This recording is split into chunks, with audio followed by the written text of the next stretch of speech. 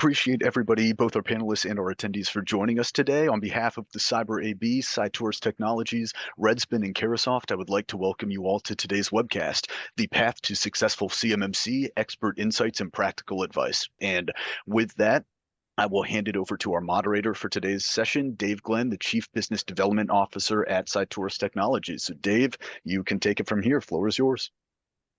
Thank you very much, Brandon. And again, I'll echo the welcome today. My name is Dave Glenn. As Brandon mentioned, I'm from Cytours. I manage the relationship between Cytours, Cyber AV, and Carasoft, and Redspin. So we appreciate everyone's participation today as a business partner.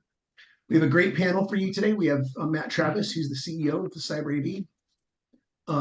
We've got Robert Teague and Thomas Graham from Redspin, both of whom. So Redspin is a C3PAO, and the first C3PAO, as I understand, and very experienced in this market segment. Very happy to have them with us today. Dr. Thomas Graham and Robert Teague, both leaders in the Redspin organization. We have Beth Ball, Cytours' Director of Client Compliance Services, and Robert Hill, Cytours' founder and CEO. And then again, as we mentioned, Brandon Schaup is the host today from Carasoft. So we appreciate you all being here. There's been a lot of conversation and discussion around CMMC and positioning. So I want to ask Matt Travis the first question here.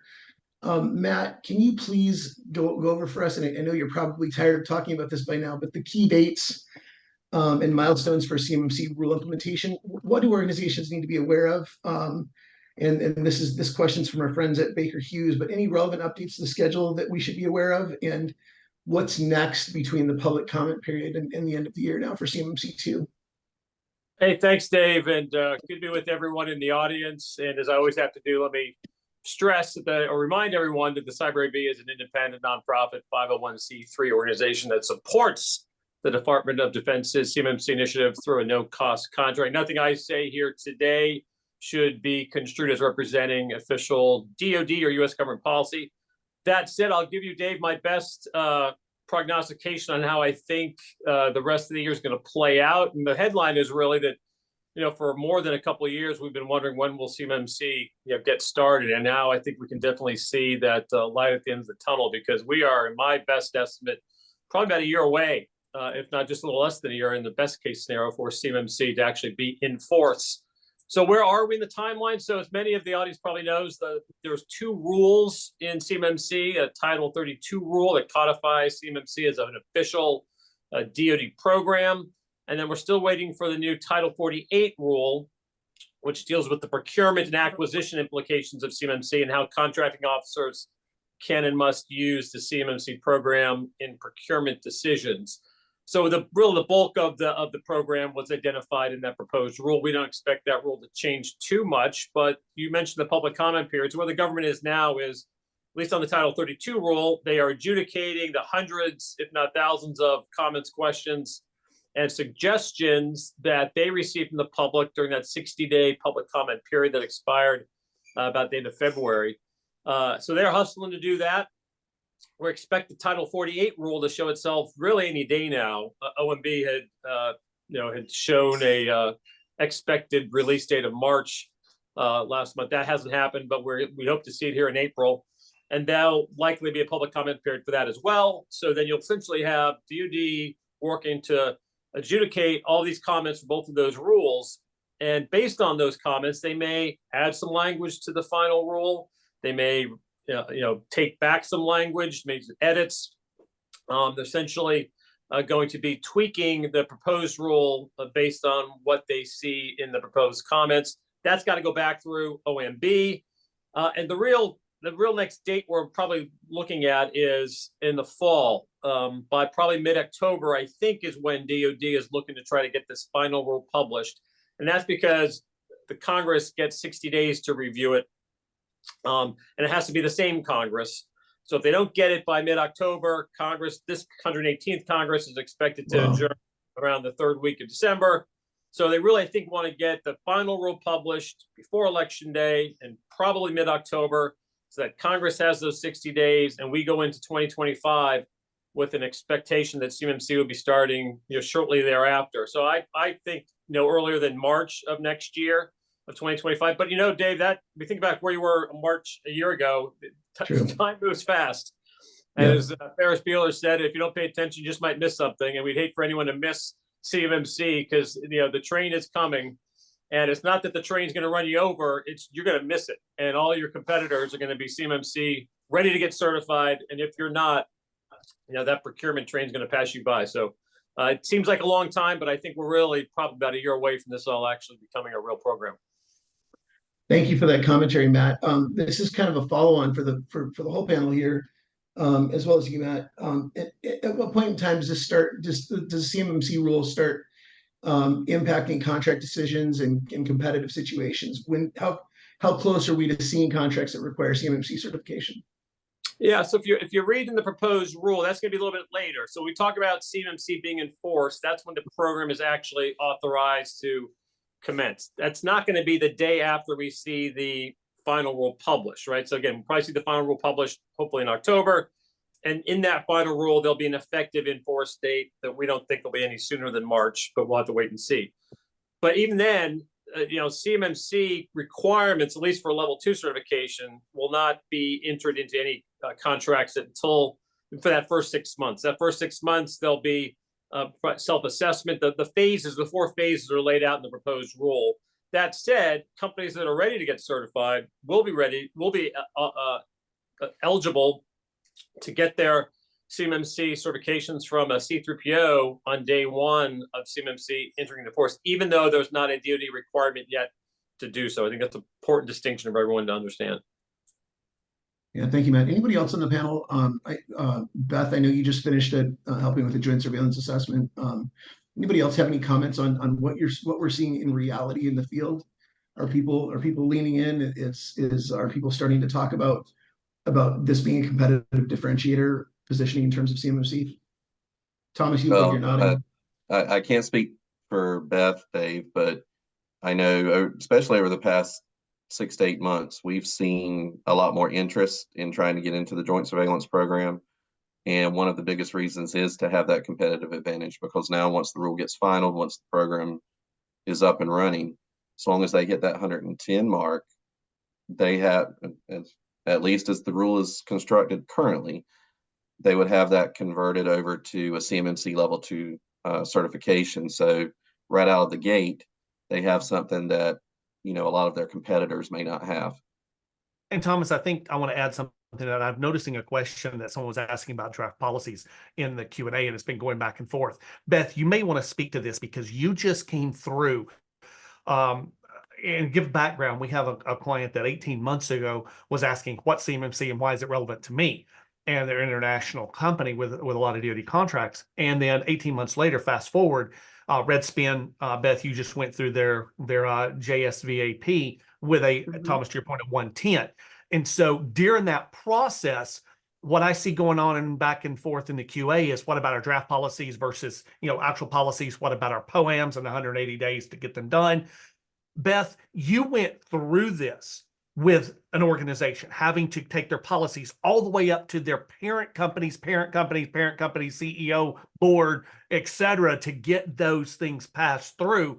And now that we're less than a year, Matt, not to quote you, and I realize it can't be, but we're really seriously in the home stretch on this. So there's not a lot of time. So Beth, want to speak a little bit about that, because you just went through this of an organization not only competitively advantaged, but not realizing how long it was going to take them to get what they got and how they achieved it. Oh, absolutely. And this organization had already, started probably 18 months before we were even engaged. And so when you look at all of the prep work that had to have been done before we even came in the door, and then everything that had to have been done in, I think we worked for 8 months. And when we say 8 months, it doesn't sound like a long time, but you're talking about multiple different divisions that are full-time trying to get all of the requirements from 171 done. And just in the policies alone, they had no earthly idea what it was going to take. They had started some policies. They thought that they had done a really good job. And I remember, I think it was a May timeframe there were a bunch of policies and documentation that I'd go through and I'd say, oh, this is dated, May, so this is updated. Okay, let me look at it. And it still didn't address all of the objectives. And so then you're not just going back to all of the people in the workflow of the policy, but you're also having to go back to senior leadership and try to explain to them why their people are spending even more time on documentation that they thought was already done. And so it's really interesting to understand, what is your organization's workflow? How many people need to review, need to approve what you're doing? Because you've got to get it right and then get everything approved, or you're going to have to go back and do it again. And you've got to add 6-8 weeks to that time frame. And you can't even begin to go into the joint assessment, or if we're talking about after CMMC has come about, you can't even ask for that assessment until you are absolutely 100% ready to go. Otherwise, you're not looking at a 110, you're looking at 180 days of POAM, which nobody wants, because again, now for the third time, you're having to go to senior leadership and explain why you have to do this And the legal work team. again. Yes, we're talking about again. And I will say, just from my perspective, the one thing that I've seen from our clients, just not just the one that just went through the joint assessment, but from our clients in general, the things that are tripping everybody up are those individual objectives. Everybody's looking at the practice itself and reading it and thinking they've got it, and you don't. The 171 gets so particular. You've got to make sure all of your policies and procedures cover every single minute little thing that the 171 says, or it's not going to happen. You're not going to pass it. So people don't realize, remember that they're, oh, I'm sorry, T, go ahead. Oh, no. So that's something we've noticed. It's like a trend from the assessments we've completed under joint surveillance. The 320 objectives are missed. Yep. That's exactly where I was going, is it's 320 people. It's not 110. No matter how they want to hide it, no matter what they want to say, it's 320 separate items, control summaries and implementation solutions for each of those, not just the 110. Correct. Yep. There's a question in comments where someone says, if the draft policy is not accepted, I guess it goes on to POAM for later resolution. How long do they allow to complete POAM items? That's been the theme of questions that people have asked. What does that look like? So with regards to that, keep in mind there's two separate things going on right now. Right now, it's currently joint surveillance. And then once the rules are finalized and the stars align and, everything is all hunky-dory, we'll have CMMC level 2. Under joint surveillance, anything can go on a POAM. And essentially, any amount of items can go on a POAM.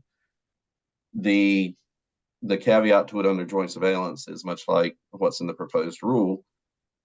You have 180 days from the final out brief to remediate any of those items.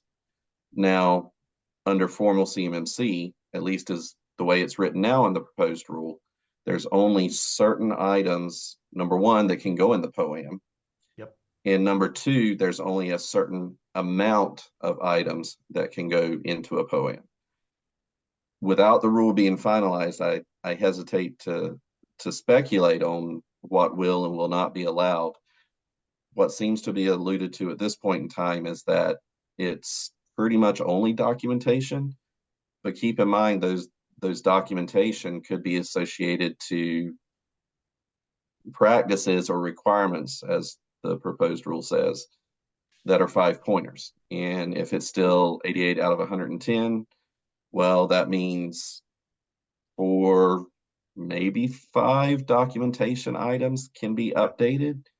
So it's really, it's a crapshoot at that point in time, whether or not you're going to be able to get through having to update all your documentation. And Thomas, you or Teague, correct me if I'm wrong, but I don't think the final list of which ones are going to be allowed as POAMs has been finalized yet, because I know that there's been a lot of talk back and forth about some things that aren't simply going to be allowed as POAMs and are a requirement that will fall outside that 180. If you don't have it, you don't move forward. And so there's multiple things here. It's the documentation to support it. It's the attestation to prove it. It's is this going to be allowed as a POAM to remediate, or is it a do not pass go, do not collect $200 until that is done? So there's multiple things here, and I think there's some uncertainty. So how we're looking at it right now is it pretty much needs 100 or 320 need to be done prior to that assessment. And then the 180 days is to remediate anything that was discovered by the C3PAO that does not meet that requirement. Mhm. Yeah. Now, again, going back to, just the assessments we've completed and looking at the data points from that, the organizations that have had gaps identified during the assessment process under the Joint Surveillance Program were shifted into phase 4 with that remediation date. We haven't come across an organization yet that has not been able to remediate those gaps in that defined time. So 6 months, which is kind of what we pushed back to Cyber AB and the DoD, was the 6 months looks like that's a perfect time frame as of right now. Will that change? Most likely in the future, as the program develops and tweaks are made to it to improve it. Going back to things that aren't allowed in the POAMs, anything in the rule can change based off the public comments that were submitted. So right now there's a list that's there of 5 items that can't go in. One of them is the visitors logs, simply because you can't go back and fake visitors logs of people that have visited. So I think that's why that particular one is in there. Will there be more? There could be, as Matt said at the top of the hour here. They're adjudicating all these questions, which may drive some changes to the rules, some updates, etc. So it's really just now kind of seeing what's in that proposed rule, kind of riding with that, but we're really waiting until it gets finalized. And Teague, to talk about what you were saying, something, looking at the ones you've completed and in our tool, looking through the ones that we've seen, the data, we're looking, doing the analytics across that. And what we're seeing is, as Beth said, she pointed out the first one we're seeing is what folks are missing that out of the, the difference between the 110, they're looking at the main control and saying, yeah, we got that. And then there's nuances within those objectives, those parameters. And that's what's being, and I'm going to say inadvertently, but it is what's being missed. And the assessors are coming up and saying, wait a minute, you haven't hit this. But more so, looking at the data, we're seeing a lot of policy stuff where even simple things, where like the notices up on screen do not contain any information specifically around CUI. We've seen that come up on multiple customers. So there are some very small nuances that we're beginning to pick up that we're able to start saying, okay, these are the low-hanging fruit that a lot of folks are missing. And we can begin to help start making adjustments in the documentation so that OSCs begin to understand where others in the DIB ecosystem that have paved this path before them are hitting those road bumps, hitting those speed bumps, and having issues. Yeah, if I could give a tip to all the listeners out there, I think the best document for you to leverage is, aside from the assessment guides, the scoping guides, and everything that the AB has released, NIST 800-171 Alpha. That is literally your keys to the kingdom. That's what the assessors follow when they're doing the assessments. And in there, it lists all the objectives. It gives examples of, how those come into play with various scenarios that you can look at, which kind of gives you an idea of how to implement those and how to address them. But the biggest thing that we're seeing, aside from missing the 320 objectives, is just lack of description of what's going on. You don't have to be so granular and detailed to where it's, an 800-page document, but you do need to be granular enough so that whoever's reading it, because remember, this isn't just for the assessors, this is for your users. So your users need to be able to read that and understand that exactly what is required of them per each one of those requirements. It's the how. Everybody forgets that P that's in SSP. It stands for plan. What does a plan do? It tells you how you're going to go about accomplishing something. Just to augment what Rob was saying, most of the joint surveillances that I've been a part of, their SSPs to a certain extent have been attestation type documents, at least in their initial form. And they've had to go back, and that's, one of the changes DCMA allows them under joint surveillance, but they've had to go back and add that information. The SSP should say how you're doing it. To Rob's point, it doesn't have to be detailed and granular, but it should point me to where those detailed and granular pieces of information are. And Thomas, I think that is an excellent point that we sometimes forget to talk about, is this is a change. This, and Matt, to use your term, regime, this framework, we've, in this industry for so many years, we have ramped up. We're ready. Okay, get ready. Here's the audit. Okay, we pass. Everybody breathe. Now let's go back. They'll be back next year. That's not what this is. This is 36 months of maintained, attestable, maintaining a level of certification and compliance for 36 months. So you have to be able to do that. And as you said, that SSP, that's not only, this is the control summary of what we understand, and this is how we are meeting this. This is the implementation solution, the specifics around how we're doing it. And then the SSP is how we're going to maintain that for 36 months, not historically how we did it. This is not past tense. This is future tense of how we're going to maintain that level of compliance for the next 3 years. Well, and just to add on what Robert was saying is, when you're writing out the SSP, I think a lot of people, they write it because they know it. It's like trying to teach somebody something. You're trying to tell somebody about what's in your environment and what you're doing and how you're doing it. But you already know what that is, but you're telling it to somebody who doesn't know anything. And so, to Robert and Thomas's point, you have to put enough detail in there so that they can understand what you're trying to say, and then point them in the direction where they can get the specifics. Because if you just say, I'm using an appliance, or I'm using a particular piece of software, okay, that's great. But what does it look like in your environment? Where is it? What are you doing with it? Because you may be doing something different with it than the last person that they had assessed.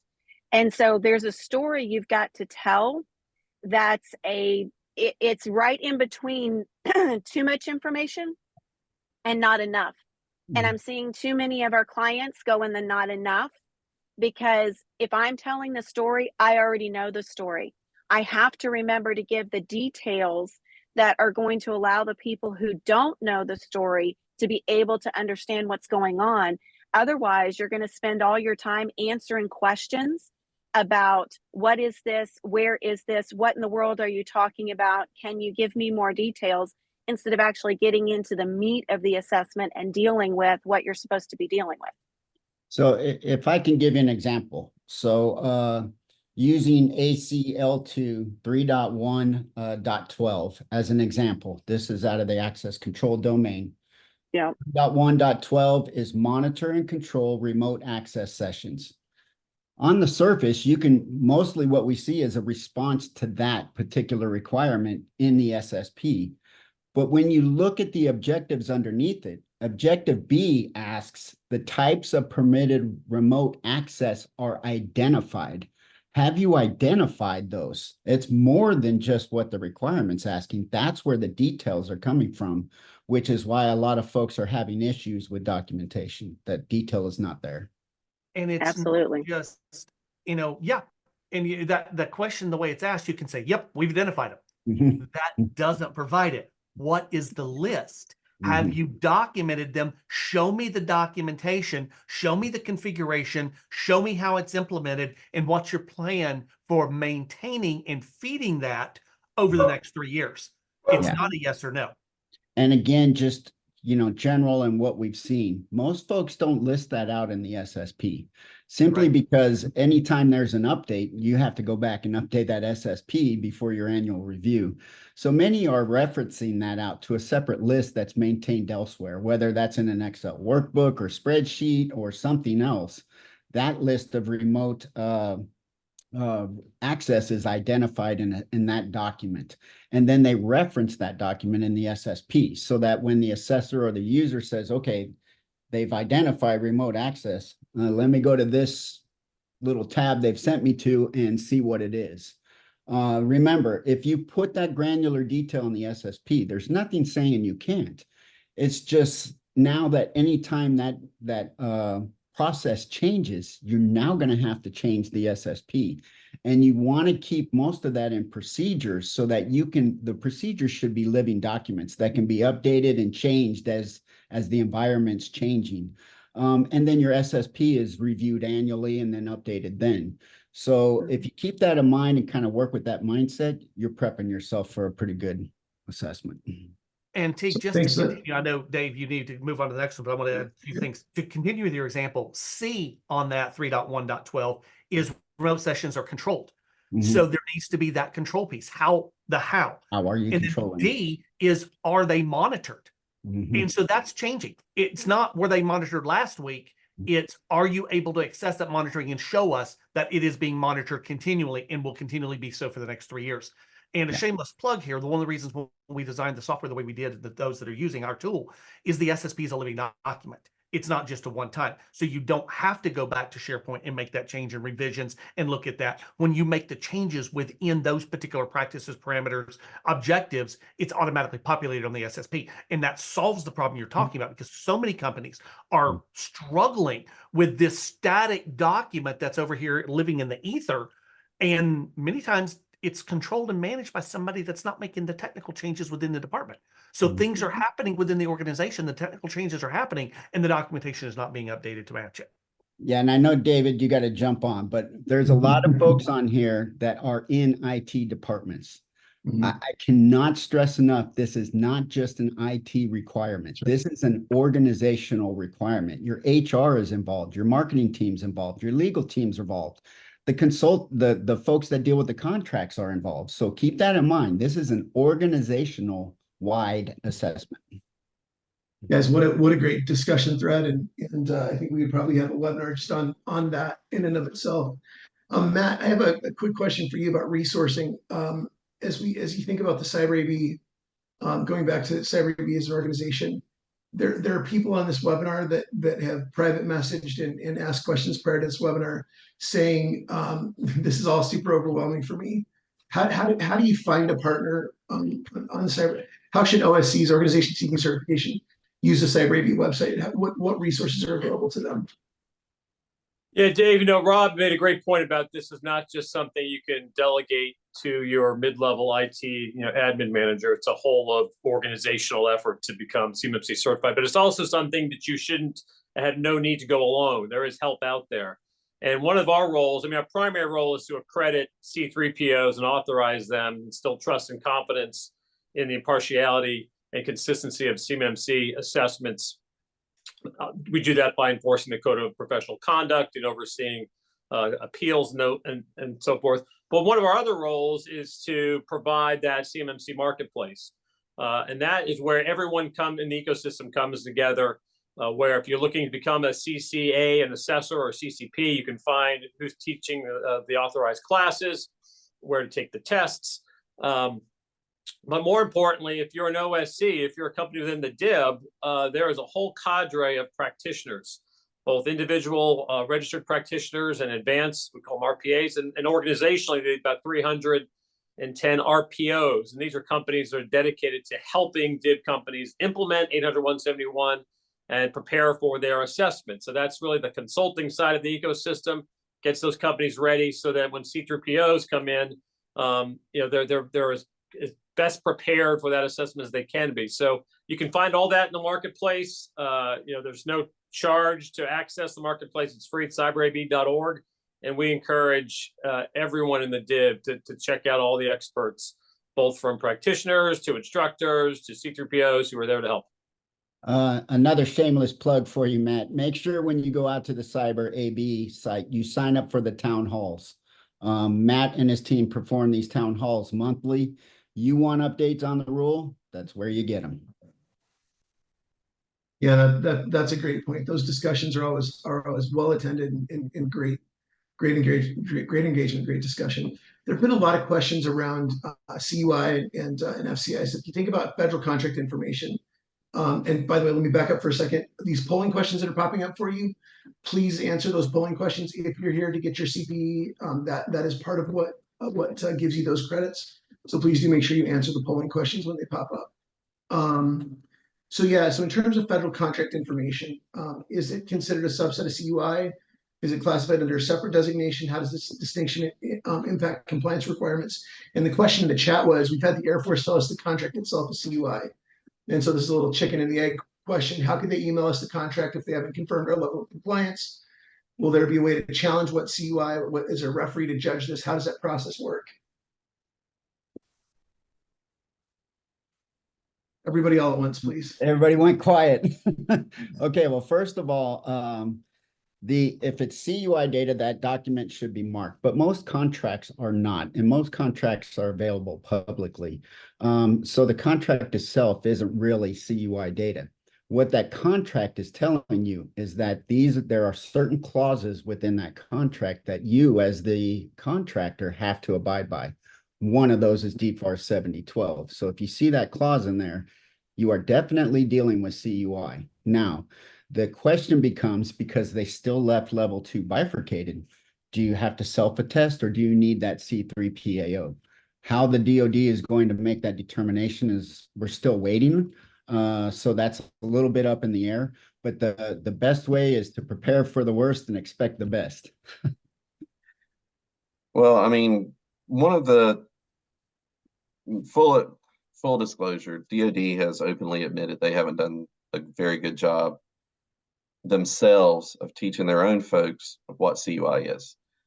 Will a contract have CUI stamped on it? Probably. It's at least some of them are. The thing to understand here is kind of twofold. One, the CUI it's designated by whoever that executive agent or that data owner is. So if it's, various folks within DoD, then DoD is the executive agent. However, the DoD could get portions of that contract from another agency, let's say Department of State. Department of State may be executive agent.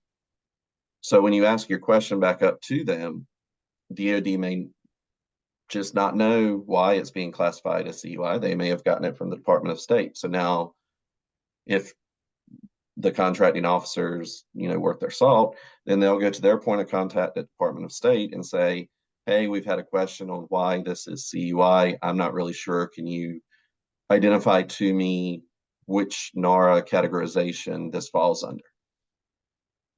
At the end of the day, though,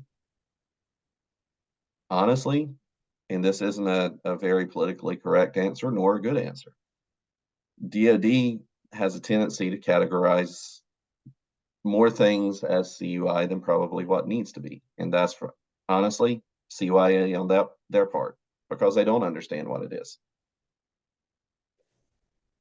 I guess the key takeaway here is make sure there's a process in place for your organizations.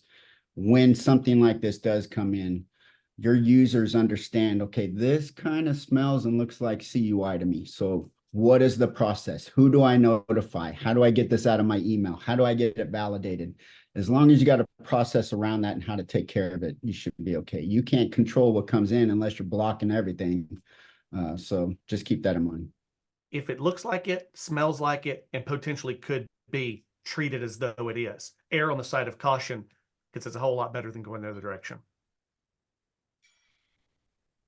Thanks, guys. Matt, here's a quick operational question.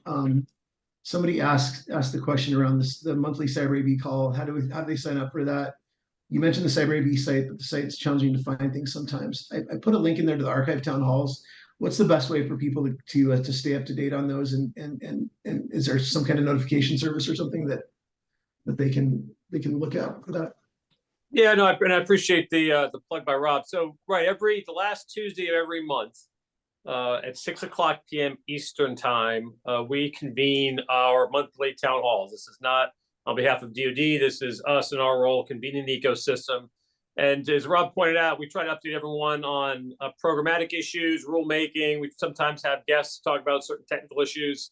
And we just really try to convey information. Everyone is welcome, whether you're in the ecosystem, within the DIB, within government, everyone's welcome. Our website, CyberAB, that's cyberab.org, generally has the town hall registration link on the front page. John may have taken that down since we just had a town hall. But to your point, Dave, there's all the former town halls, the past town halls you can also check out. So the registration is just, click it and provide your email. And we'll get you the invitation. They generally don't come out until the week prior to the town hall once we get the agenda identified. Thank you, Matt. Tremendous. And again, I put a link in the Q&A to the archive town halls. Very, very good information there. There's a question around external service providers. So expanded, and there have been a couple in the chat, and I know other people that have asked this. Expanded CMMC requirements beyond CUI handling. How has a decision been made to require CMMC certification for companies that do not directly process, store, or transmit CUI? What's the strategy to ensure that ESPs are certified in a manner that supports DIB companies in achieving and maintaining CMMC compliance? And then a following question was asked by another. So that question was from Michigan State. TMT Labs asks, do our ESPs, MSPs, and system integrators also need to be certified as well, and with what level of certification? So I'll take the first swing at this, and folks, please let me know where I'm wrong. So ESPs stands for external service providers, and that's kind of all encompassing for anything that's not managed by you internally as the organization. So the first group would be CSPs, cloud service providers. Those are very cut and dry. You've got to be FedRAMP moderate or equivalent, and DoD, whatever your opinions on the memo is, DoD stated what equivalency was. I think it came out in December, January timeframe. To date, there is only one organization that has received formal equivalency. For all of those others, meaning MSPs, MSSPs, so on and so forth, the proposed rule currently states that if you utilize one of these types of organizations, they have to be certified at the same level as what the organization is going to be. Now, I know not only ourselves, but several other C3PAs actually have asked clarification on what the department is going to categorize as an MSP or MSSP, or even some of those procedures. The other part that you kind of talked around there, Dave, just a little bit, are the security protection assets. Security protection assets may be cloud-based as an external service provider. They could be internal to where a system is fielded into your environment.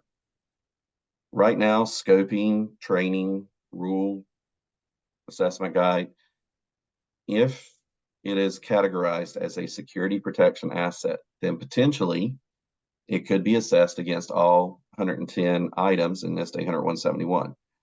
But it just depends. Some of them may, some of them may not. I mean, if you're, let's talk vulnerability management, vulnerability scanner. What you'd be looking at there may be different than what you would be looking at potentially for a badge reader for physical protection. It just all depends. And folks, please tell me where I'm wrong. No, so where the rule is currently postured right now, it states in there that the MSPs, or the external service providers, the ESPs, have to be certified before their clients can be certified. That's already creating another backlog. So what many C3PAOs are doing right now, which we meet every Friday with Matt Travis and the other C3PAOs, many of them are, these external service providers are signing up for certifications now. They're not waiting, and they're getting in that queue, and they are being front loaded when the rule goes live and these assessments can start. The intent is to clear as many of those ESPs that we can, because that opens the door for their clients to get certified. Now, the difference is under joint surveillance, that's really not the case. The difference here is that your external service provider simply joins the sessions with you, and whatever pieces they control out of those questions, they kind of address that. They provide the artifacts, et cetera, et cetera. So basically, they're an extension of your team. So that's kind of how the two different things are written. Thomas has mentioned that many of us have already submitted comments back asking for clarification, or, can you at least take a look at this? Maybe there's another way around it. So again, we're just waiting to see what the DoD is going to do with that. You know, something that, you know, we've talked around, this starts with a shared responsibility matrix. This starts with you as an organization, as an OSC, organization seeking certification. Someone's talked about the number of acronyms we're using here, so I'm going to try to use less. It's understanding where you're inheriting that from. Where's that shared responsibility? Who are you using to provide those services? And it's not just about externally. Beth, in the case that we were talking about earlier, they were receiving services from other divisions, other subsidiaries, or upstream from their parent companies. IT services is an example. And so the shared responsibility matrix really helps the OSC understand what those external connections are, who's accessing what data, and what services are being provided. And then once you have that list and understand what those are, then begin to understand what the ramifications are and what is required of each of those based on the shared responsibility matrix that you have to do anyway. Thank you for that, guys. Here's a question that has come in a variety of ways. What's the best way to display readiness? A SPURS score, C3PAO's assessor's rating? And then I'm gonna go through a list of questions that I think all kind of point to the same discussion, and then we're gonna go into the Q&A period. But what's the best way to display readiness? Are there any resources for specific best practices or point blank answers to meet CMMC controls? And then the other one was, is there a complete compliance artifact package available? Does each RPO develop these independently? So this is all around how do you figure out what level of CMMC you're liable for? How do you pick a provider, and you know what should your process look like if you're just rolling into this? You know, you've got CUI in some form or another, but you're not really sure where to go from there.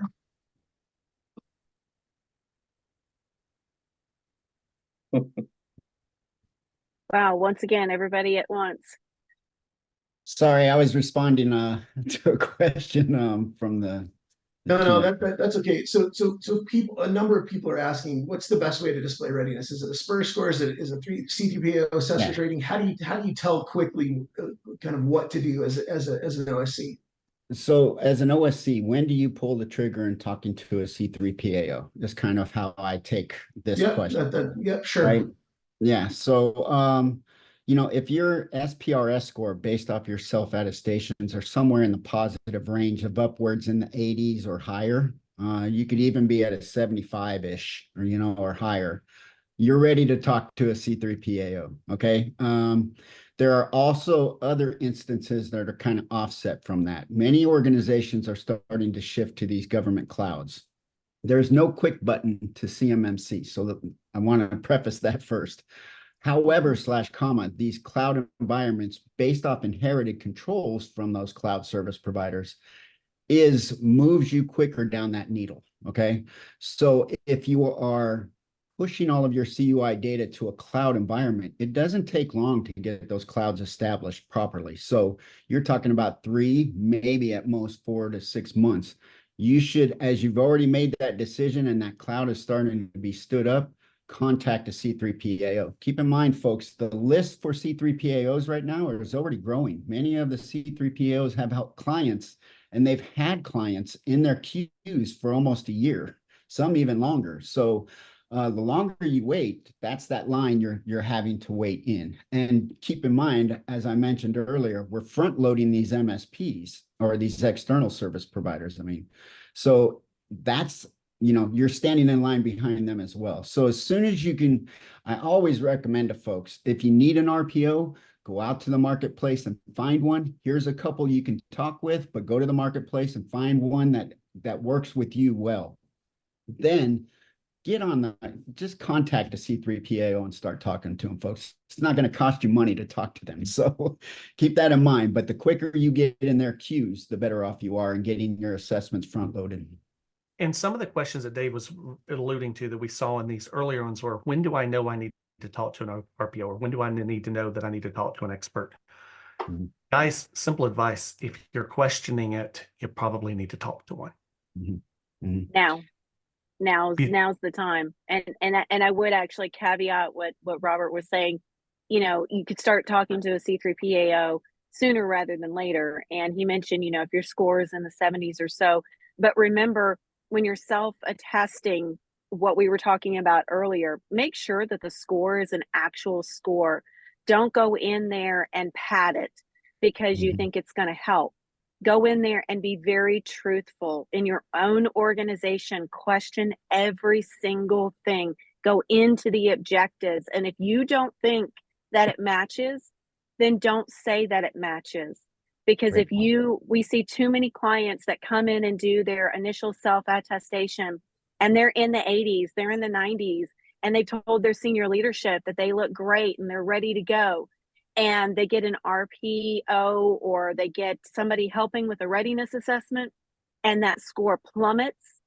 And then they have to go back to senior leadership and try to explain it. So when you're doing this, be truthful to yourself, because it's not helping anybody to pad the answers or to say, well, yeah, I think it probably will pass. If that's your answer, you're not passing. No, I that's want to great. add this, and then Dave, I know we do look like have somebody with their hand up in the chat. To Beth's point and to the other folks' point, understand what they're saying when they say be honest. That means don't sugarcoat it. Don't play politics within your organization. State what it is, because, we've all heard rumors and stories about, things that have been out there. One of the things that I've heard is one organization tried to say, absolutely, we have encryption, so we're providing, malicious detection within our environment. We don't have to worry about viruses. And I kind of did one of these, and I was like, well, if I submitted that into EMAST under the formal program, Matt Travis may call me up directly and say W2F, Tom. But be honest. Yeah. Look at each of those, and does it satisfy the objective? If it does, good. If it doesn't, have that conversation with your leadership to understand how you can go about getting from where you are to where you need to be. Yeah, thank you, Tom. So I want to emphasize something that you've all said, and that's that remember that these documents that you're generating, in some respects, you're not going to always be there to defend them and to explain them. So as much information as make sure that you're explaining what you're doing, and as that living document or that living link gets passed around, that the documentation kind of stands alone and it's able to be defended. We are in our open discussion Q&A time. There's a lot of great questions answered in the Q&A. Please raise your hand if you'd like to jump up and ask a question verbally. You can still ask questions in the Q&A or post them into chat. And we do have a number of other questions that we can go through, but I wanted to make sure that this is open and people have the ability to answer those verbally as well. Dave, while I don't see any open questions, I am going to make a comment that kind of encompasses what we've been talking about. And Beth, back to your point, Teague, yours, and Graham, everyone's been talking about communication. And I think that's the key point here, is open communication, but honest communication. And Lou hates it when I say this, but if the baby's ugly, call it ugly, people, because that's the reality. If it's a monkey, call it a monkey, because in this page, we have to communicate appropriately. That's east and west within an organization, between departments, between silos, whatever you want to call it. But it's also north and south. It's within you and your leadership, all the way to the board level on some of this because of policy changes. Communicate effectively, and then communicate with your assessors. Communicate with your RPO consultants. Communicate in the SSP, the story that Beth was talking about. This is about you having done what you need to do to be compliant, and then articulating that clearly to those assessors of how you met that and how you're planning to keep meeting that for 36 months. It's really that simple. I know it sounds complicated. We can make this as complicated as you want, but it's about communicating east and west internally, north and south within the organization structure, and then to ultimately the DoD of how this is going to be done, so you receive that certification that you are doing what you say you're doing. If I could also address a question I answered, I think it was William. I may be wrong on the name, but for the assessors that are out there, we're getting a lot of folks that are contacting, at least us at Redspin. I'm sure the other C3PAOs are as well, asking if they can sit in on the joint surveillance assessments so they can get their 3 requirements to be the CCA to receive that certification. Keep in mind, folks, the C3PAOs are not blowing you off, and they're not doing the, this is all me, get away. That depends a lot on the OSCs. So whenever we set up these joint surveillance assessments, that's one of the questions we ask is, hey, there are some CCAs that need requirements. They are going to attend as students virtually. Is that okay? Most of the time, they do not agree with it because it's an outsourced individual that is not part of the organization. So keep in mind, that's not all OSCs out there. And eventually, you know, once everybody gets used to this program, you're not going to have any issues getting in on those assessments. But right now, it is based off the OSC's blessings. So keep that in mind, okay? That's great information. I think Matt, that prompts a follow-up question for me, and that's is there an opportunity for people and for new assessors, for people that have been doing this a long time that want to expand their reach into CMMC? What's the best path for those people? Do we need more assessors? Do we need more RPOs? Do we need more CPPOs? Yes to all, but most acutely, Dave, we definitely need more assessors, CCAs. And right now we've got about 205 who have taken the course and passed the exam. They are certified. The suitability requirements and whatever practical requirements are kind of extra to do DoD assessments, and more to follow on that here a little bit later this year. But we got about another 200 who have taken the CCA training course but have not sat for the exam, and then we have a couple thousand in the CCP level, which is that first level. We need more, right? So we all know that we have to scale this ecosystem, and DoD has planned for that to occur over the next few years. But it's been tough for folks to kind of monetize that investment, to take the course and the exam, since other than joint surveillance, there's no way to get to actually get make money being an assessor just yet. But that time is coming, and you'll be hearing more from the CAICO, which is the assessor certification entity, as well as from the AB, and hopefully from DoD, to really start recruiting more folks to come into the assessor ranks. It's a great way to get engaged in cybersecurity. People think, oh, I can't be in cybersecurity, I can't code, or I don't have a computer science degree. Being an assessor, understanding conformance, conformity to a standard is something that is a much wider aperture in terms of background and skills, and it's a great way, whether it's a full-time job or a side hustle. So no, we don't have enough assessors. We hope to get more. We've got a great cadre of practitioners, authorized training providers, publishing partners, and obviously we've got 51 C3POs. So as you heard Rob and Thomas talking about joint surveillance, you can only get a joint surveillance assessment from one of the 51 authorized C3PAOs. So you can find them in the marketplace as well. Thank you, Matt. Appreciate that. We do have a number of questions in the Q&A. I am going to leave a couple of minutes here for each of the panelists here to kind of wrap things up. Matt, any parting words from you? No, I appreciate everyone spending their lunch hour, depending where you are, your late morning with talking CMMC. Even though it's been a bit of a twist and turns over the past few years for many of us, we really are feeling the momentum. The more events I go to, the more people I'm seeing attended. Great attendance here today. Ask questions, just help out there. That's probably the biggest message I want to reemphasize, that this is happening soon, and help us out there. Thank you, Matt. Appreciate your being with us here today. Robert Thomas. For me, don't wait. Don't wait. If you think you need help, go out to the marketplace on the CyberAB website and find an RPO. Beth, as we learned at the start of the top of the hour, is one that helped an organization who thought they were very well prepared, keep in mind. When she came in and smelled and looked at the documentation, realized that wasn't the case. If you think you need help, don't be afraid to ask for it. Is it going to cost you money? Yes, but money well spent on the front end is well deserved on the back end. So remember, being in the military, it's better to sweat blood, tears, and cry in training than it is to do it in the battlefield. So the more you can prepare yourself now, do it. The other piece is don't wait to get a conversation with a C3PAO. As Matt said, there's 51 of us out there. We are all on the marketplace. Trust me, when we have calls with potential clients, they tell us you're about the fourth or fifth C3PAO we talk to, and we're like, well, that's great. Do you need a couple more to call? Shop around. You want to find that team that melts and gels well with you, because that's Cultural also fit, the other yeah. part of the assessment. Okay. Great point, Robert. Thank you so much. Thomas, anything to add to that?